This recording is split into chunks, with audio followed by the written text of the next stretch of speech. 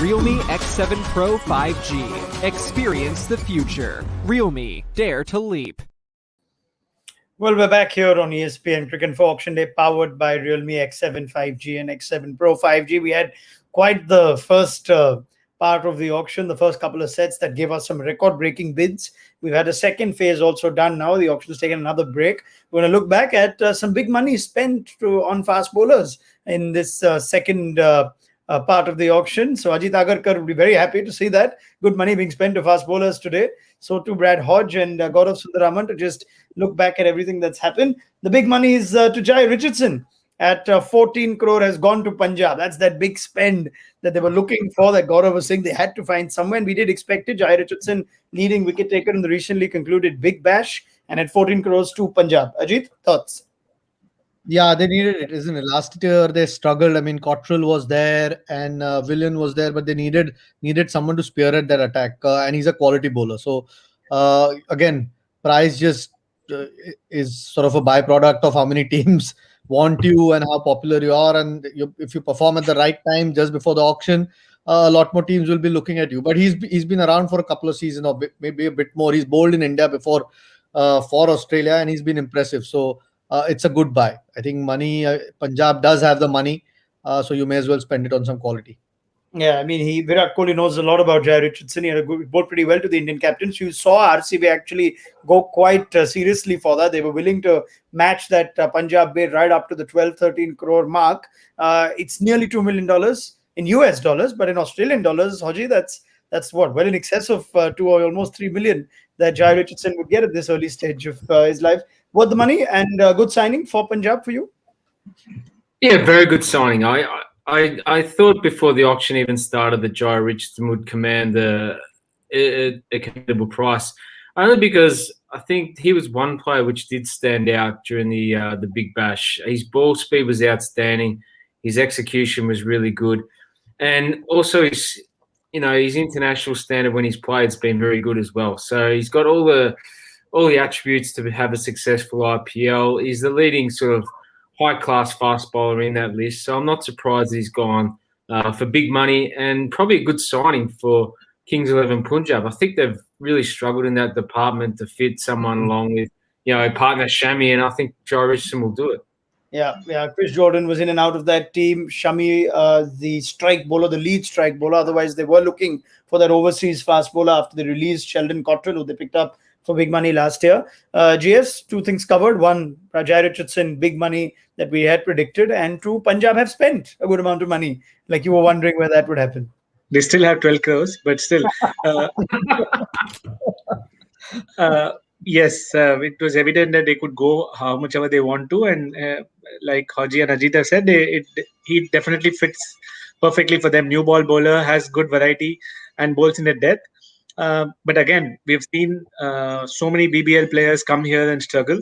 Even Pat Cummins had only 1 or 2 good games last year. So again, the pressure is there. So much money is being spent. You will have to now play him, and we'll have to see if he can deliver. That's the most important thing. And he might be playing with so much due in Wankhede or wherever we are playing.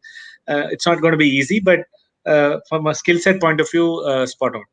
All right, fair enough. Now, speaking of the Wankhede, if it happens there or not, we don't know. But Mumbai Indians have been busy in this second part of the auction. They weren't successful in getting Chris Morris, so they almost were willing to break the bank for with the remaining purse. But they have picked up 3 players in that second set.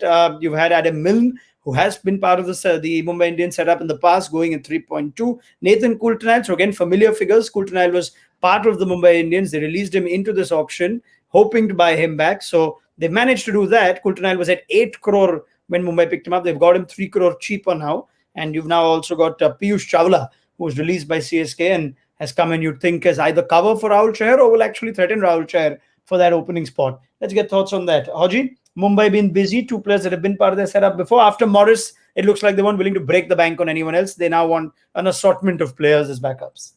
Yeah, they're done now, aren't they? It was really interesting to watch their process going for Morris, and then that would have had them sorted. Now they went to Plan B, and they were able to execute pretty well. I think Adam Milne's an excellent buy. Actually, I've watched his performances in BBL, and I know that the standard is probably one fraction lower than IPL, but His ball speed and execution's been outstanding. Nathan Coulter is an interesting one. I didn't think that he was at his best in the IPL. So, it'd be interesting to see whether they go, he's a first up starter for Mumbai Indians or not. But all in all, they've got what they needed. They've got that pace, that ball speed, which they needed. They missed out on Morris. They've got Coulter, they've got Milne, and got another spinner as well. So, yeah, nice little box ticks that from Mumbai in that section. All right. It again, like we pointed out, the difference in approach. Jeet, they were willing to go big on Morris. Then once that's gone, it's a different sort of plan. Two guys that have been part of that setup before, and the experience of Chawla. Yeah, but there aren't too many players what Chris Morris can do. So you may as well then start thinking or looking at sort of putting a squad together. 100% agree with Haji. I think Adam Milne's a really good buy. I think they need sort of that sort of fast bowler anyway. Coulter, I'm not really convinced. I mean, I know Zahir likes him. I've had a chat with him a few times, but he's not really stood up for them. I mean, he's been okay. I thought Pattinson was a lot better than him when he played. So I'm a little bit surprised, but they've gone for the tried and tested. Or sometimes it's the squad thing as well, isn't it? Somebody who's comfortable being in your squad, and as a player, you may as well bid for him. Piyush Chawla is an interesting one. Again, lots of experience, lots of good quality performances in the IPL. So I don't think it's just a backup for Chahar. I think he might actually push him for a spot in that, and can be handy with the bat as well. So provided he's fit, I think he's a really good buy. Yeah. So it looked like, yes, that while we know that Morris is an exclusive sort of talent, that Mumbai were not willing to go that way for any other player, spend big money and almost be happy with just one or two signings. They're now gone a slightly different way. They don't mind a couple of bowlers that maybe can even be shifted around the way they did in last year's IPL win. Yeah, they've had two approaches, I guess, two strategies. One, go all out for Morris. That didn't work out. And this is the backup plan. So they do need overseas quicks, and they've covered one. I think they'll try one more just to make sure the balance is right.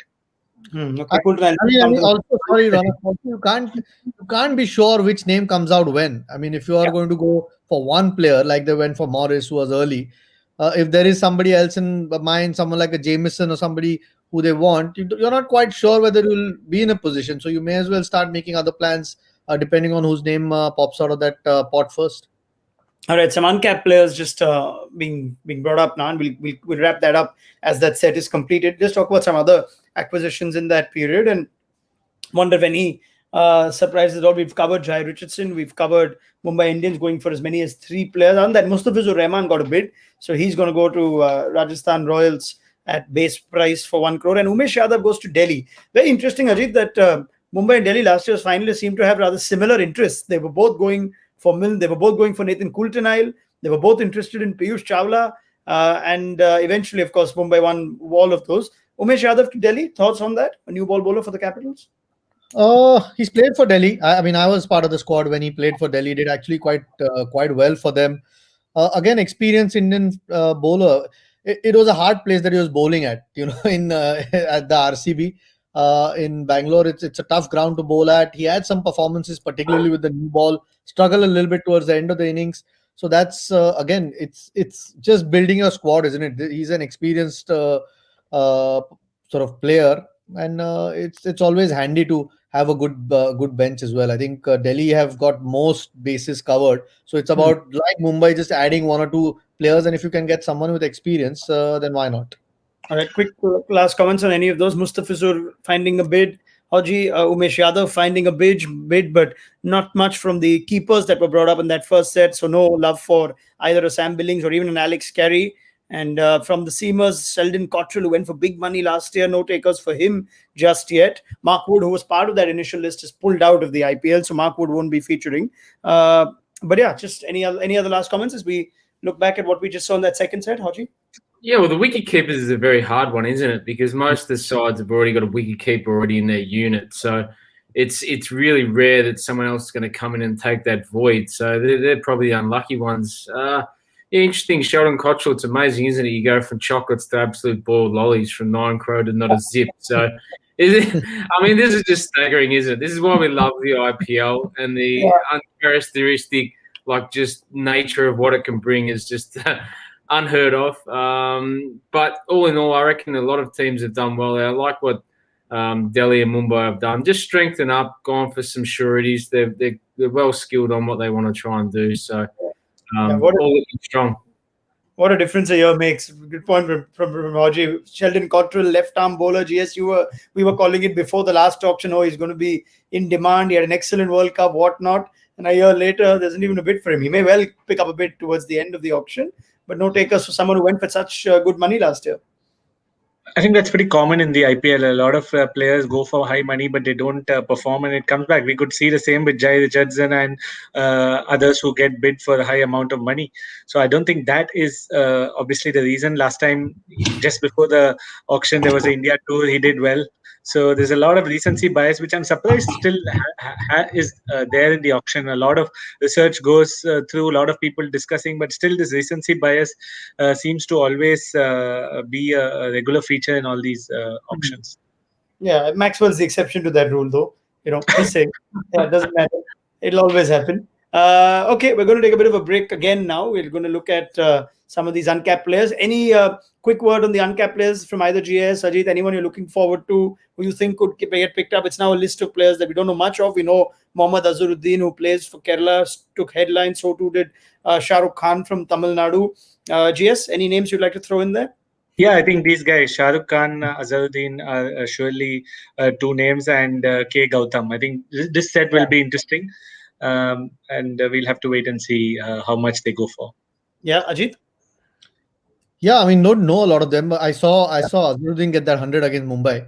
It looked quite impressive, and those performances at some stage, I'm sure, will be rewarded with a spot in one of the teams. K. Gautam's a curious case. I mean, because GS mentioned it, it's actually quite an interesting case. I'd be very surprised if a couple of teams are not looking to get him in their squad, particularly because the tournament's likely to be in India. Yep, absolutely. Some purses have been dented to some degree. So we'll see how franchises react now to the uncapped players. We'll be back with Ajit Agarkar, Brad Hodge, and Gaurav Sundararaman in just a little while from now. So we'll take another breather. And of course, the live blog on ESPNcricinfo.com as well as the mobile app has you covered for the latest. And the auction is, of course, rolling on the Star Sports Network if you're watching in India and these parts of the world. We'll see you again on ESPN Cricinfo Auction Day, powered by Realme X7 5G and X7 Pro 5G. Realme X7 Pro 5G. Experience the future. Realme, dare to leap.